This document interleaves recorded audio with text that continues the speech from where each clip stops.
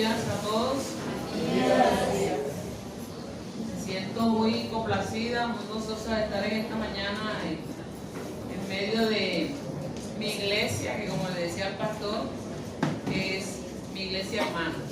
Saludo de Beniel y siempre me gozo porque cuando estoy en Manantial me siento en familia.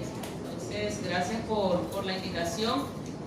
Y mi oración al Señor es que en esta mañana Él pueda hablar a nuestras vidas, haciendo reafirmación del mensaje que las damas han venido trabajando durante toda la semana, explorando el tema de la santidad y teniendo en mente el texto que trabajaron las damas, que fue el libro de Proverbios.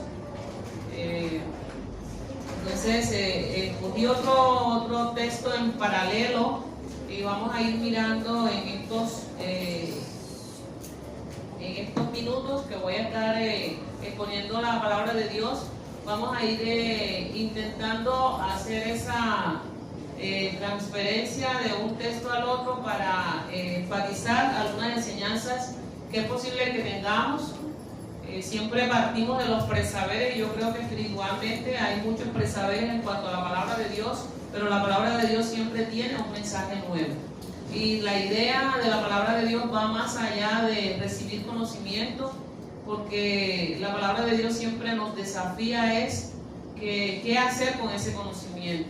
Porque el Señor permite que nos acerquemos al conocimiento, pero la meta es que ese conocimiento se vea en transformación de vidas.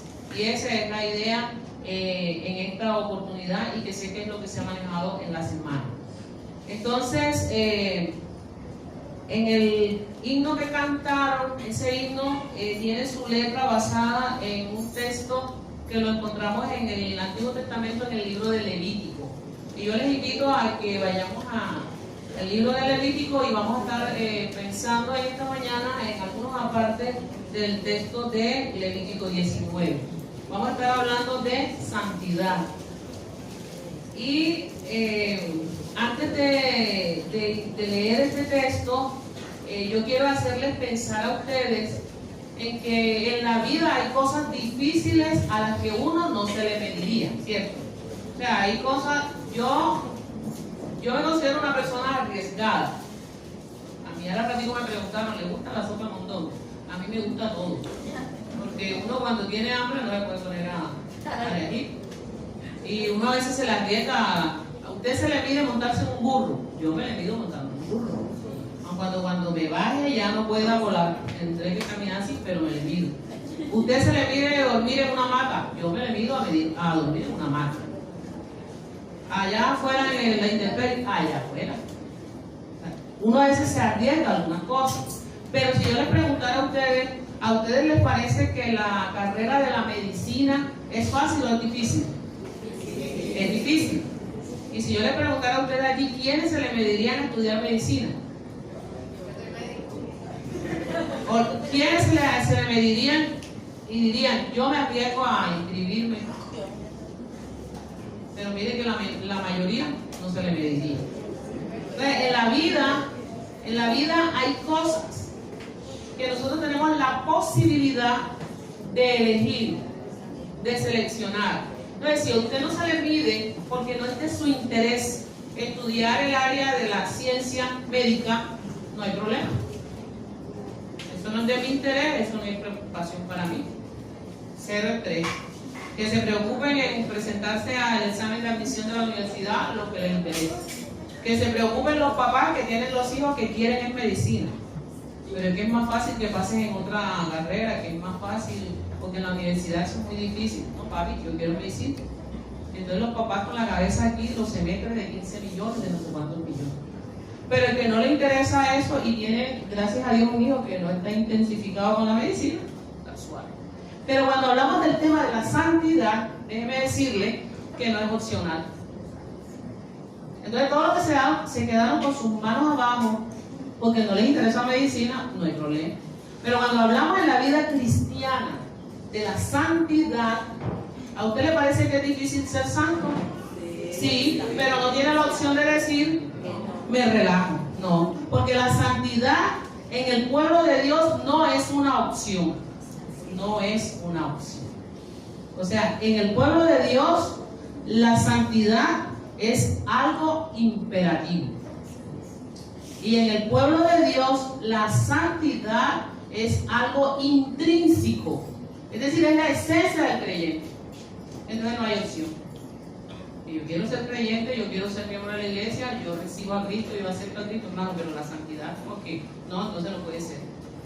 O sea, o es creyente y implícito está el sello de la santidad que Dios pide de cada creyente. Y en eso vamos a estar pensando partiendo de ese pasaje de Levítico 19. Yo he pensado como título, si pudiera resumir en una palabra, al hablar de santidad, y vamos a estar pensando en que la santidad se vive desde lo cotidiano. La santidad desde lo cotidiano. Y lo cotidiano es lo común, lo que hacemos todos los días, lo que no tiene mayor implicación. Pero ustedes podrían pensar, pero ¿cómo así que desde lo cotidiano y desde lo común? Si ser santo, uno cuando le hablan de santidad, uno prende el chip y uno se eleva, ¿sí? La santidad viene desde allá, porque Dios es santo, pero la santidad se expresa desde lo cotidiano. Y eso es lo que vamos a estar intentando reflexionar esta mañana. Entonces les invito a leer en el libro de Levítico, en el capítulo 19, vamos a estar leyendo los versículos del 1 al 18 y luego voy a terminar con el 35 al 37. Y les voy a animar a las mujeres que son las que tuvieron la posibilidad de estar trabajando proverbios, y si en alguno de los puntos de la semana también se trató el tema, mentalmente vayan haciendo el paralelo de este Levítico 19 con el proverbio 6 que estuvieron manejando. Me permito hacer esta lectura para que sea más fácil contextualizarnos. Dice así la palabra de Dios.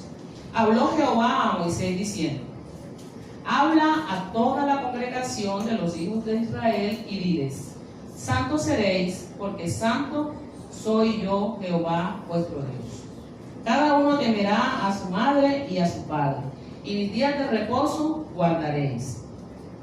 Yo, Jehová vuestro Dios. No os volveréis a los ídolos, ni haréis para vosotros dioses de fundición. Yo, Jehová vuestro Dios. Y cuando ofreciereis sacrificio de ofrenda de paz a Jehová, ofrecedlo de tal manera que seáis aceptos. Voy a pasar al versículo 9. Cuando ciegues la mies de tu tierra, no cegarás hasta el último rincón de ella, ni espigarás tu tierra cegada, y no rebuscarás tu viña, ni recogerás el fruto caído de tu viña. Para el pobre y para el extranjero lo dejarás. Yo, Jehová vuestro Dios.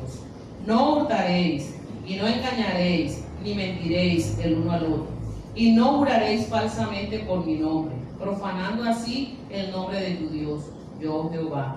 No oprimiréis a tu prójimo, ni le robarás. No retendrás el salario del jornalero en tu casa hasta la mañana.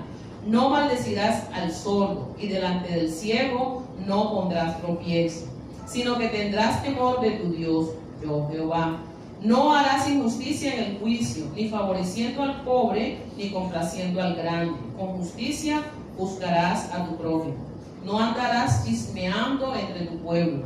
No atentarás contra la vida de tu prójimo, yo Jehová. No aborrecerás a tu hermano en tu corazón. Razonarás con tu prójimo para que no participes de su pecado. No te vengarás ni guardarás rencor a los hijos de tu pueblo, sino amarás a tu prójimo como a ti mismo. Versículo 35. No hagáis injusticia en juicio, en medida de tierra, en peso ni en otra medida. Balanzas justas, pesas justas y medidas justas tendréis. Yo, Jehová vuestro Dios, que os saqué de la tierra de Egipto. Guardad pues todos mis estatutos y todas mis ordenanzas y ponerlos por obra, yo Jehová. Dios bendiga nuestras vidas con su palabra. Amén. Este texto, cuando yo lo leía, es un texto maravilloso. O sea, es un texto que ahí se puede notar que Dios se ocupa de lo cotidiano. Miren cómo inicia el texto. ¿verdad? Dice, habló, ¿quién habló? Jehová. Habló Jehová a Moisés. Cuando estamos hablando de la santidad, y uno piensa en el concepto hebreo y griego para santidad es kadas, y quiere decir algo puro físicamente, en lo ritual, especialmente en lo moral y lo espiritual. Cuando se piensa en el concepto de santidad, uno piensa en lo puro, en lo limpio, en lo apartado, en lo separado de lo común y dedicado a lo sagrado, ¿verdad? Y uno lo piensa, como les decía al inicio, uno puede pensar que la santidad es como algo, una idea mística, como que es estar uno alejado, apartado del mundo, como anteriormente se pensaba. Hubo una época en que había muchos monasterios, porque se pensaba que para alcanzar la santidad había que salir del mundo y alejarse del mundo. La Iglesia Católica conceptúa que santo es, para llegar a ser santo hay que hacer un proceso, para que el Padre canonice a una persona, o sea, eso no es para cualquiera. Pero a la luz de la palabra de Dios, vemos que la idea es algo diferente. O sea, ¿parte de dónde? Ahí dice el versículo 1, habló Jehová a Moisés. O sea, el pedido y la orden de ser santos viene de Dios. Es Él el que anhela para nosotros eso. Viene de Dios. Y dice el versículo 2, habla a toda la congregación de los hijos de Israel. Y ahí hay otro elemento interesante para nosotros. ¿Para quién es el propósito, la meta y la orden de ser santos? Para la congregación. Y ahora vamos a cambiar el nombre de Israel y vamos a poner ahí manantial de vida. Habla a toda la congregación de los hijos de manantial de vida y diles. Entonces el mensaje es ¿para quién? Para todos nosotros. Entonces este mensaje de la santidad no es para el vecino. Ay, porque el vecino es un parrandero y tiene ese picó que me tiene loca todos los fines de semana, entonces le voy a leer aquí que el Señor dice que debe ser santo. Para él no. Ustedes me dirán, pero ¿cómo así si el mensaje es para el inconverso también? Sí, pero la práctica de la santidad desde la cotidianidad es para nosotros. Es para nosotros. Hoy el mensaje no es para el otro, es para nosotros, para el pueblo. Miren que Dios en este pasaje no le está diciendo a Moisés, mira, recibe esta palabra y ves a las naciones de allá, a estos que están allá en el paganismo, y darles las leyes. Esas leyes de la santidad, esas leyes de la convivencia no fueron para los otros. En este momento no. En este texto, en este contexto no. Para el pueblo. De tal manera que este pasaje es para nosotros, los creyentes. Y entonces está diciendo el versículo 2. Ahí está como que diríamos la clave, la idea de lo que es este capítulo 19. Habla Jehová, ¿verdad? Y el hecho de que hable Jehová le da la legalidad a la orden que se está dando. Cuando uno habla en el campo jurídico, la competencia del funcionario que expide una norma es lo que le da la calidad de obligatoriedad. Si una ley no la expide el Congreso con todo el proceso que está establecido, la Corte la declarará inexistente, como pasó ahora mismo con el pronunciamiento de la Corte con respecto a la ley de financiamiento. ¿Por qué la declara inexequible? Porque el Congreso no cumplió el procedimiento establecido para que se pudiera concretar la ley para la expedición de la norma. Entonces, cuando aquí nos dice el versículo 1, habló Jehová a Moisés, uno tiene que entender que esa expresión está dando el sentido de validez a lo que se va a decretar ahora, porque es Jehová quien tiene la autoridad para mandar y para que nosotros cumplamos. Y lo mismo pasa en las relaciones interpersonales. O sea, si no hay un vínculo de autoridad, y yo porque te voy a obedecer lo que tú me estás diciendo y quién eres tú. Pero si es el gerente, si es el jefe, si el lineamiento viene del pastor, o sea, de las personas que están dentro del esquema de la organización, están aquí, entonces uno dice, bueno, él tiene la competencia para dar la orden y para nosotros funcionar. De tal manera que el sustento y la autoridad de esta norma para nosotros se sustenta en el hecho de que es palabra y orden de Jehová que nos está dando. Y entonces ahora dice, es para nosotros. Y entonces aquí está diciendo que es para quién, para toda la congregación, directamente una orden de Dios para nosotros, sin intermediarios.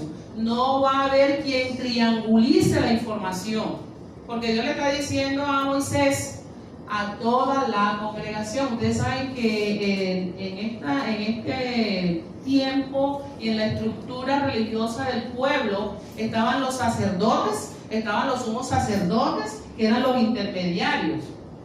El pueblo pecaba, iba a donde el sacerdote, le hacía la confesión del sacerdote, y el sumo sacerdote era el que podía entrar en el lugar santísimo. Habían intermediarios, pero aquí, cuando se habla de esta orden, él está diciendo, reúneme a toda la congregación, para que después no me digan que a mí me dijeron, que yo creía, que yo no escuché, que me dijeron esto y yo entendí lo otro. No, reúnemelos a todos para que ellos de primera fuente, de la fuente primaria, reciban la información, a todos. No vas a hacer reunión de líderes y entonces después los líderes socializan. No, va a ser directamente el tema. Y entonces viene el mandato, que es lo importante, es el centro de la enseñanza.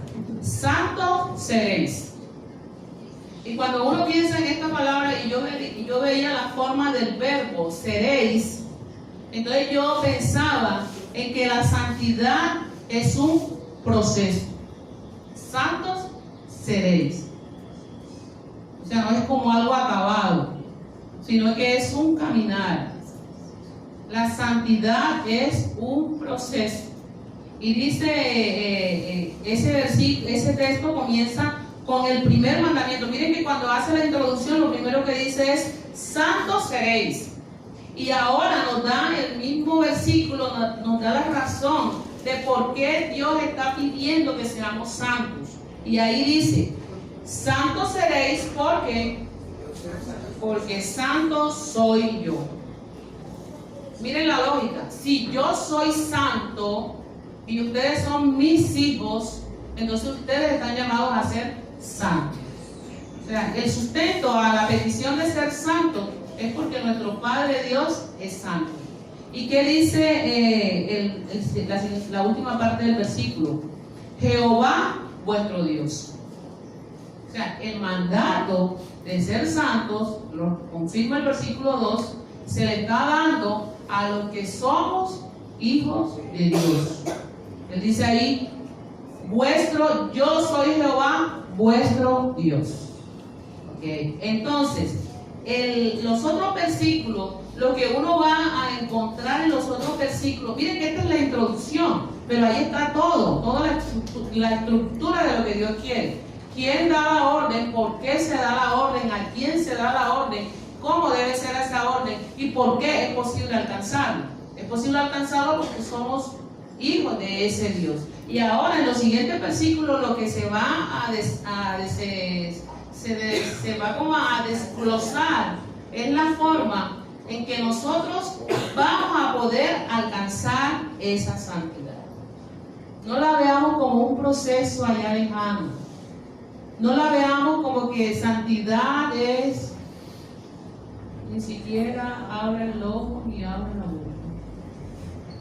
No la vean como que santidad es nada externo. No la vean como que la santidad es caminar así con las nubes, debilitando, con la faldonona acá, aquí las mandas acá, con la cara lavada. Entonces uno dice: ay, la hermana en santidad, ni hablen, no la llamen. Todo el mundo apartado allá.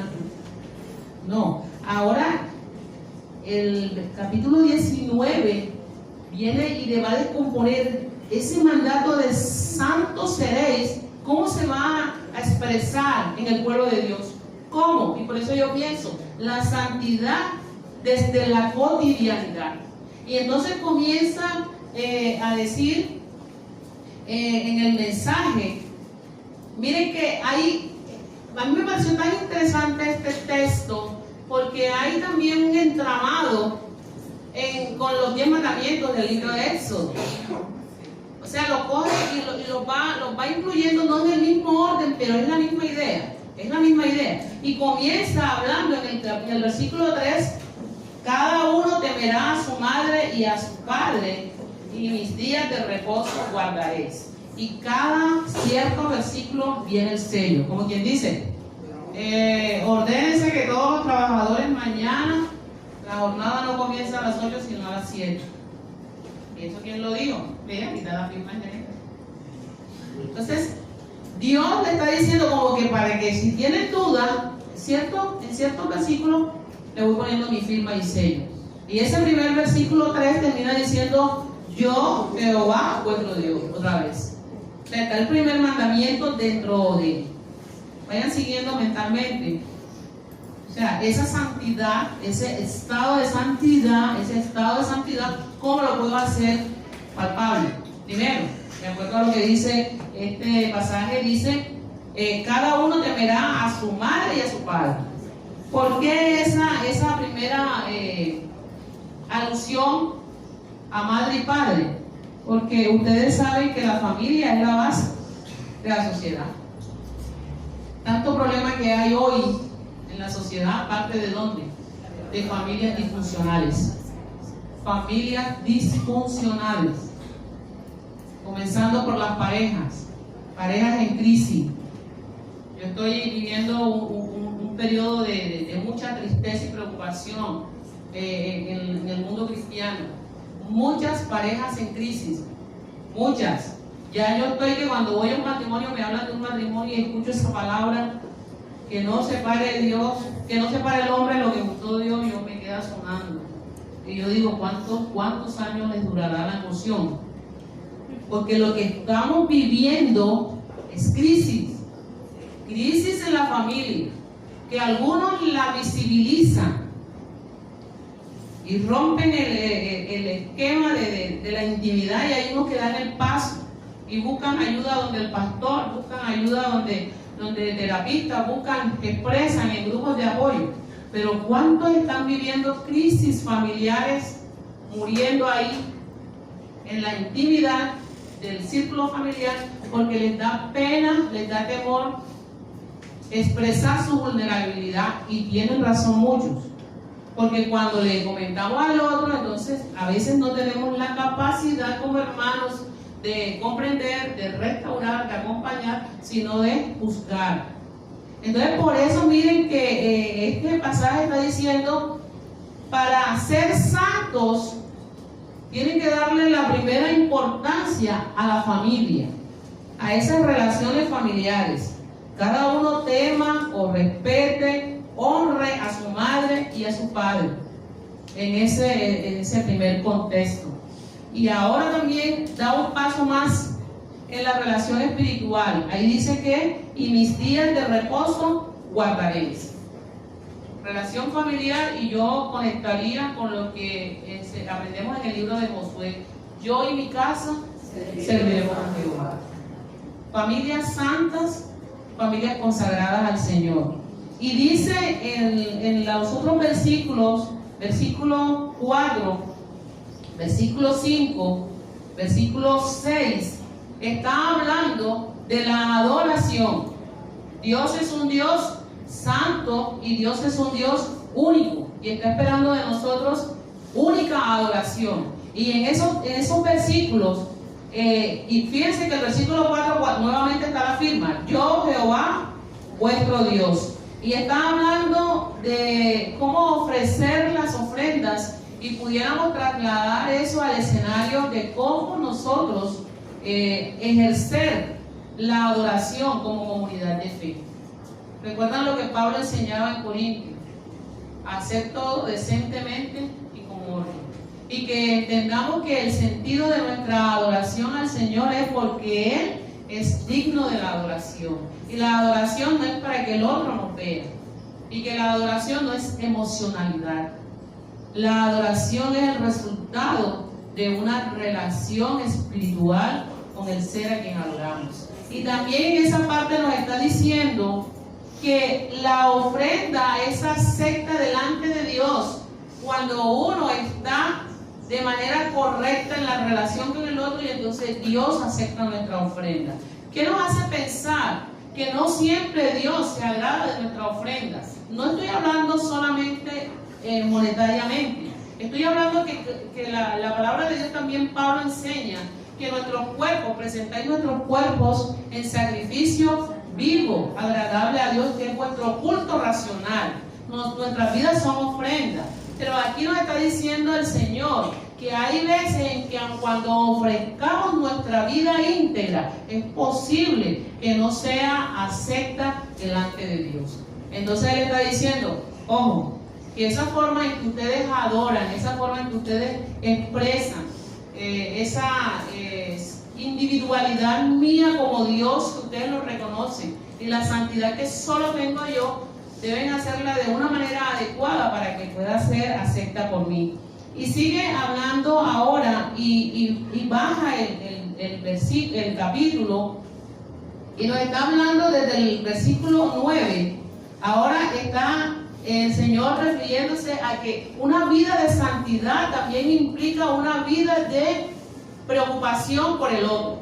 Y lo escuchaba cuando estaban desarrollando la lección de escuela dominical. Eso también hace parte de la santidad.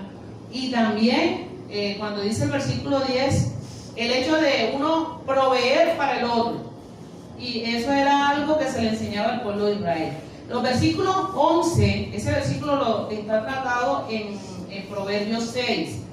Está hablando de esos comportamientos que Dios espera de cada uno de los que decimos ser sus hijos. Y ahí está hablando de la honestidad. Versículo 10, no hurtaréis. Está hablando de ser honestos, de ser íntegros.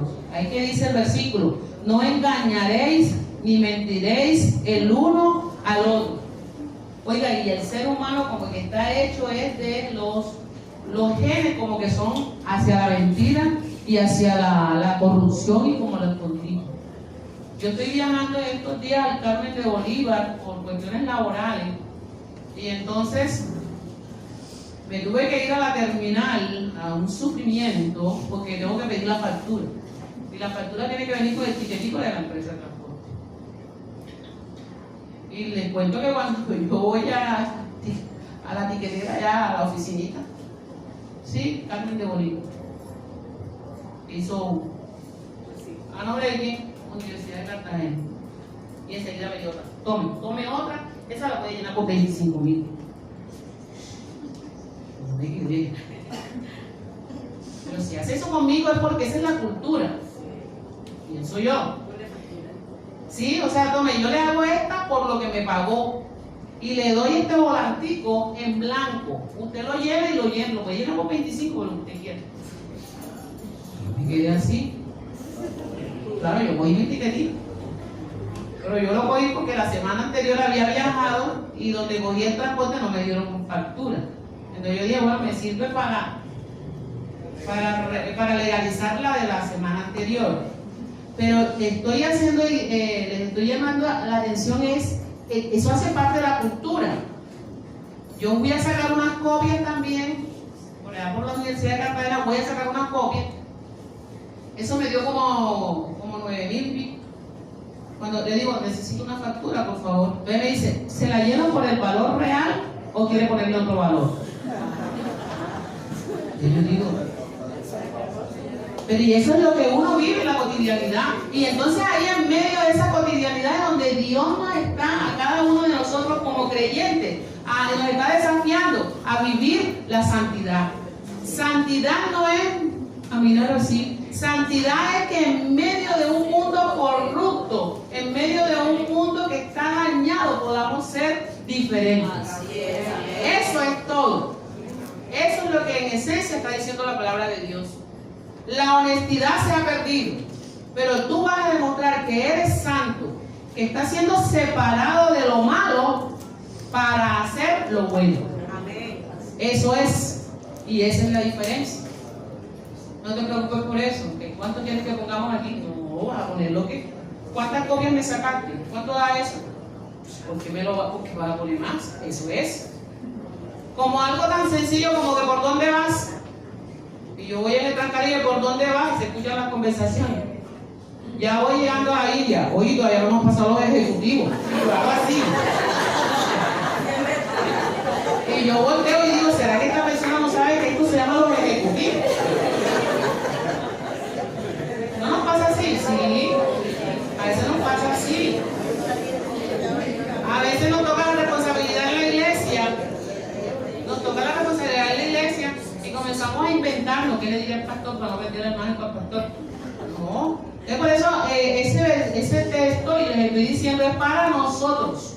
Entonces le está diciendo, no hurtaréis, no engañaréis, ni mentiréis el uno al otro. Porque eso eso no es algo tan sencillo. Pero aquí está encerrado ser santos, ser diferentes. Hay otros versículos que hablan, que también debieron haberlo estudiado, como el 15, que habla de no hacer injusticia. El 15. Y miren el 16, me llama la atención cuando leí ese versículo. ¿Qué dice el 16? Oiga, pero ¿será que en el pueblo de Israel ya existía el chisme? Si está ahí es porque así. No andarás chismeando entre tu pueblo. Y miren que eso sigue con la otra expresión. ¿Cuál es la otra expresión? No atentarás contra la vida de tu prójimo. Lo que quiere decir que si está dentro del mismo versículo es porque como que el chisme de alguna manera tiene que ver, porque la lengua mata. La lengua mata. Y yo tuve una experiencia de alguien que escuchó algo de una expositora y me dijo, no hablo más. No vengo más aquí. No hago nada más. ¿Sabes qué le pasó? No la viste cómo me trató. Eso que me dijo me hirió. Ya. Y uno a veces no comprende la trascendencia de nuestras palabras. Y las palabras matan. Por eso, eso de que las palabras se las lleva el viento, no se crea eso. Se la lleva el viento, pero antes que se la lleve ya hizo su daño. Entonces ahí vemos que dice, no andarás chismeando entre tu pueblo.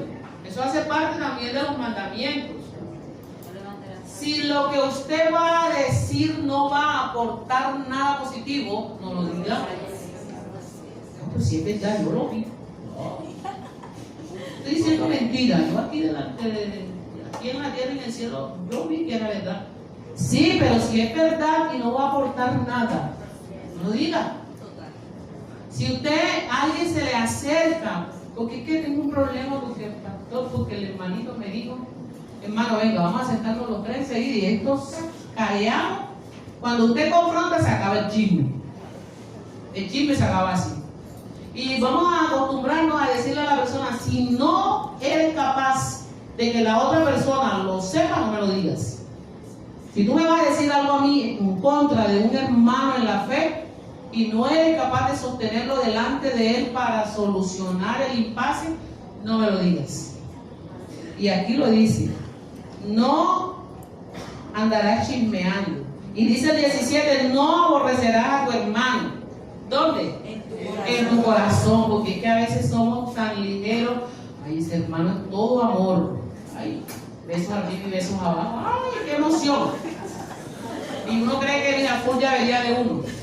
Pero en el corazón, entonces por eso dice aquí este versículo, no aborrecerás a tu hermano en tu corazón, dice ese versículo, sino que dice, razonarás con tu prójimo para que no participes de su pecado. O sea, no tiene nada o sea, no nos vamos a convertir en cómplices, sino que uno va a razonar. Y lo importante es que si la otra persona está haciendo algo indebido, nosotros vamos a razonar y vamos a compartir. No nos vamos a quedar con esa información acá para seguir maquinando o para chismosear y acabar con la vida del hermano, sino que seamos capaces cada uno de nosotros de hablar verdad con el otro. Y todo eso se sustenta en el amor. Cuando uno ama, no destruye. Y yo creo que ese es un desafío para nosotros como pueblo de Dios. Y yo les hago insistencia, en mi corazón hay mucho, estoy muy inquieta por eso. El tema de muchos hermanos en la fe que están viviendo crisis, aún pueden estar viviendo crisis porque han cometido pecado, ¿sí? Han fallado, han caído. Pero la crisis es mayor al ver que a veces dentro de la comunidad de fe no encuentran el perdón, la misericordia, el acompañamiento y la restauración. Y hoy el Señor a través de este Levítico nos está diciendo: ustedes deben ser santos. ¿Tú te crees santo? ¿Tú te crees santo? Demuéstralo. Y se demuestra en lo cotidiano. Se muestra en la relación entre familia, se muestra en la relación con el otro, se muestra en nuestra honestidad, se muestra en lo mínimo, en ser justo con el otro, en no sobornar. Estamos en una época de política donde la palabra que se usa es y se escucha es corrupción, corrupción, corrupción. Pero los primeros corruptos muchas veces somos nosotros. Y escuchaba en Peniel en el estudio de los mandamientos, cuando hablábamos del mandamiento de no hurtar. Y en esa oportunidad compartí el estudio de la hermana Francia, y ella decía: hasta cuando nos montamos en el colectivo y no pagamos, si es el microbús, los 1.200, los 1.400, los 2.400, ya ahí estamos robando. ¿O no? Que cuando viene el carretillero con ese solazo y queremos que nos venda el plátano y la yuca a como está en el mercado de basura, ahí estamos quitando, no estamos siendo justos. Entonces miren que en lo más cotidiano es posible demostrar si somos santos o si no estamos viviendo ese nivel de santidad. Y termino con los versículos 35 a 37. La parte final aquí está hablando, bueno, y el 35 y 36 habla de otras maneras. Aquí dice el 36, balanzas justas, ¿qué más? Pesas justas, ¿qué más? Medidas justas de ley. ¿Y firma o no firma? Ahí está la firma otra vez. Y además está diciendo: yo, Jehová vuestro Dios, que os saqué de la tierra de Egipto. Hoy pudiéramos decir nosotros: yo, Jehová, que os nos sacó del mundo perdido donde estábamos y nos redimió, nos compró por su sangre y ahora nos ha elevado a otro nivel, ¿verdad? Las pesas falsas, los que tienen negocio. A veces uno compra un kilo de queso y a veces compra un kilo de queso, pero no parece pesar un kilo de queso. ¿O no? O sea, a veces el kilo en algunas partes uno lo ve como que tiene más y otro tiene menos. Esa es falsa. ¿Y qué pasa con los pagadiarios? ¿Y qué pasa con los usureros? Hermana en la fe, usted tiene un problema de decir: ay, necesito para pagar esto, para la universidad. Hermana, yo tengo por ahí una platica, pero yo se la puedo dar 20. 20. Pero si somos hermanos en la fe y tú no la vas a usar en este tiempo. Pero usted sabe cómo es, negocio, hermano. La santidad desde lo cotidiano. Tienes para ayudar a tu hermano. O sea que con tu hermano te vas a salir de pobre, ¿sí? Con la necesidad de tu hermano. No. Ahí dice balanza justa, pesas justas y medidas justas. O sea, en lo que es intercambio de tipo comercial, aún ahí debemos ser justos. Ay, que yo vendo productos tal, lo compré en tanto, pero como la hermana tal, ella maneja platica, porque ella es del magisterio. Entonces ahora le digo que tanto. Y así pasa. Los comerciantes a veces un producto que vale 100, ellos le tiran como a 180. Yo le acomodo ahí el precio. Y se lo acomodan a unos 160 y como uno no sabe, uno dice, ay, qué amoroso el hermano, considerado. Te está cogiendo 60. Entonces está diciendo aquí, en las relaciones tuyas comerciales, no abuses con tu hermano. Y también ahora me pongo del otro lado. ¿Cuál es el otro lado? Hermano, si alguien te ayudó, cúmplele. Porque también pasa del otro lado. Y en la iglesia encontramos gente que ustedes de buena, hermano, ese es para pagar el arriendo, que yo pago el 5. Hermanito, préstame lo que a mí me pagan el 30. Y llega el 30 y se va buzón. Y dice uno, bueno, pero hasta el 5, el 2, buzón. Va a la casa. Esto, hermana, yo quisiera, o sea, ¿usted cree que si yo tuviera allá, yo solo hubiera dado esto, pero no puedo hacer nada? Entonces ya ahí lo que uno hizo con amor, el otro hermano no correspondió. Y entonces también eso hace parte de la forma en que expresamos la santidad. Ahora sí, para terminar, el último versículo como resumen. Dice el 37.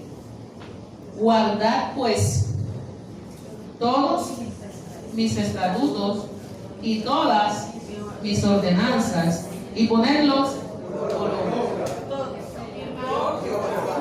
Y firmó, por si nos quedó la duda. La forma de demostrar la santidad es obedecer lo que está aquí. Yo le invito, si usted quiere resumamos este capítulo 19 y vamos a decir, solo va a tener 3 versículos, porque eso hablaron mucho sobre versículos.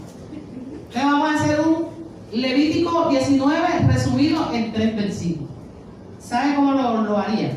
Versículo 1, 2 y 37.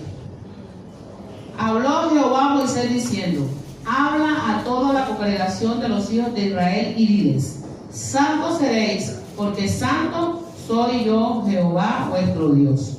Guardad pues todos mis estatutos y todas mis ordenanzas y ponedlo por obra, yo Jehová. Resumido, ¿qué es la santidad para Dios? Es guardar. Estamos recibiendo información, pero Dios quiere que esa información le hagamos transferencia. Y cuando uno hace transferencia de la información es que uno modela esa información. ¿Y la modela dónde? En nuestra vida. La modela en nuestra vida. Y cuando nosotros somos capaces de tomar la información, aprendemos esa información, la hacemos nuestra, la modelamos, o sea, la ponemos en práctica. ¿Saben cuál es el proceso final? Somos transformados. Somos transformados. Recibimos, modelamos y somos transformados. Que Dios nos permita en esta mañana hacer un examen de nuestras vidas y meditar en cuál etapa estamos, pero entendamos que la invitación de Dios para nosotros es que todos debemos ser santos, pero que ser santo es posible. Que Dios les bendiga, hermanos. Amén.